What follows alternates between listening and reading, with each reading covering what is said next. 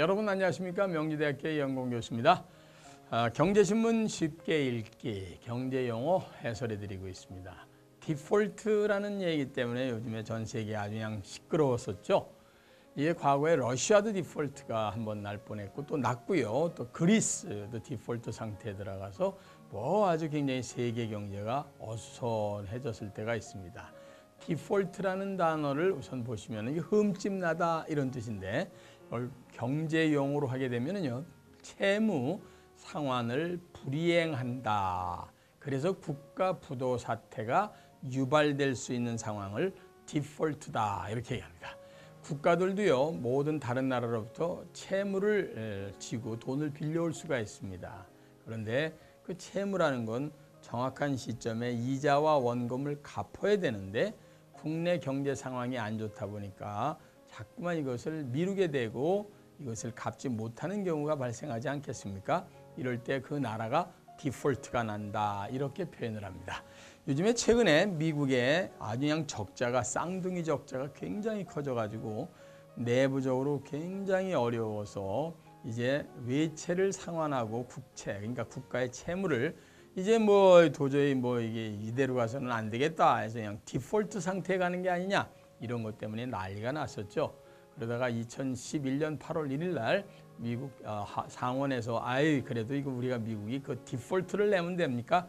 나름대로 우리가 좀 더 예산을 써서라도 막읍시다 해서 유예는 됐습니다만 세계가 출렁출렁거리고요. 난리가 났었습니다. 이런 상태를 우리는 디폴트, 즉 채무 상환 불이행, 다시 한번 말씀드릴까요? 채무 상환을 이행하지 못하는 불이행, 이런 것을 우리는 디폴트다 이렇게 얘기합니다. 개인적으로 디폴트 날 수 있습니까? 그렇죠. 은행 돈 우리가 못 낸다. 이걸 디폴트 상태다 이렇게 생각하시면 되겠습니다. 두 번째, 이제 나라의 같은 경우에는 외채라는 얘기를 많이들 듣게 되는데요. 이게 외채라는 것은 국가가 대외적으로 지고 있는 부채를 얘기하게 되죠. 그걸 외채다 이렇게 얘기하죠. 국가 채무입니다. 나라도 빚이 있죠. 근데 그 국가의 채무가 국민들한테 세금을 걷어서 또는 국채를 발행해서 국민들한테 부채를 지는 경우도 있지만 외국으로부터 돈을 빌려오는 경우가 있습니다. 이걸 외채다 이렇게 얘기하죠. 이런 외채가 제대로 딱딱 돼서 시간 될 때마다 원금과 이자를 정확히 갚아주면 좋겠는데 이걸 갚을 수가 없는 경우가 생깁니다. 이거를 외채 위기, 그래서 debt crisis, debt가 DEBT에서 빚이란 뜻입니다. 이 빚에 대한 위기, 이거를 다른 얘기로 외환 위기다 이렇게 얘기하면 여러분은 1997년이 확 머리에 스쳐 지나가겠죠? 우리나라가 그때 외환 위기 때문에 아주 나라가 엄청나게 어려워서 IMF로부터 긴급 금융 지원을 받은 적이 있습니다. 그때가 바로 외환 위기라는 건 외채를 갚을 능력이 안 돼서 위기 상황에 가는 것을 외채 위기 또는 외환 위기다 이렇게 얘기하는 거죠.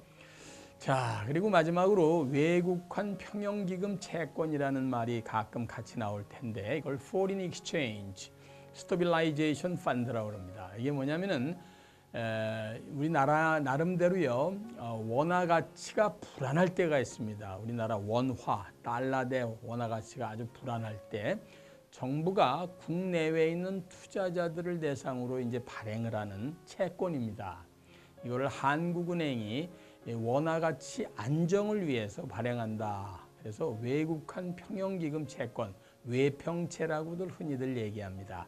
외국환 평형기금 채권이라는 것을 발행을 해서 국내에 있는 사람이나 해외에 있는 사람이 우리나라 채권을 사게 하면은 돈이 많이 들어오잖아요. 그 돈을 갖고 원달러 환율을 안정되게 쓰는 데 들어가게끔 이 돈을 쓰기 위해서 발행하는 채권을 외평채 또는 외국환 평형기금 채권이다 이렇게 얘기합니다.